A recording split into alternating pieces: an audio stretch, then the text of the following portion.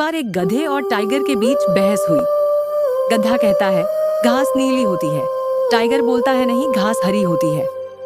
दोनों बहस करते करते जंगल के राजा शेर के पास गए। गधा शेर से बोलता है कि देखो, यह मेरे साथ बहस कर रहा है। मैं इसे बोल रहा हूँ घास नीली होती है, लेकिन यह मान ही नहीं रहा। अब आप ही बताओ। शेर कहता है गधा बिल्कुल ठीक कह रहा है, घास नीली होती है। गधा बहुत खुश हो जाता है, वो खुशी से चिल्लाते हुए जाता है। कुछ समय बाद गधा वापस शेर के पास आता है और कहता है कि राजा जी, केस तो मैं जीत गया। टाइगर ने मेरे साथ बहस करके मेरा बहुत टाइम खराब किया है, आप टाइगर को पनिशमेंट दो। शेर कहता है हाँ, तुमने बिल्कुल ठीक कहा, इस टाइगर को तो पनिशमेंट मिलनी चाहिए। वो टाइगर को कहता है टाइगर, अगले 3 दिन तक तू मौन रहेगा, ये तेरी सजा है।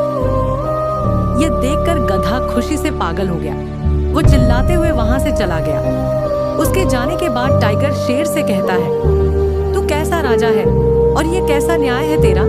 मैं जानता हूँ घास हरी होती है, तू भी जानता है घास हरी होती है, यह दुनिया जानती है घास हरी होती है, फिर तूने कैसे कह दिया कि घास नीली होती है। शेर कहते हैं देख, ध्यान से सुन, तू जानता है घास हरी होती है, मैं भी जानता हूँ घास हरी होती है, यह पूरी दुनिया जानती है घास हरी होती है, तो फिर तू गधे के साथ बहस क्यों कर रहा था।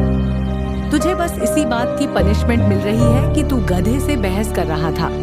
जो गधे से बहस करता है वह सबसे बड़ा गधा होता है। इस कहानी का मतलब है कि इस दुनिया में बहुत जिद्दी लोग हैं। अगर तुम भी उनके साथ जिद करोगे, बहस करोगे, तो तुम भी उसी कैटेगरी के हो जाओगे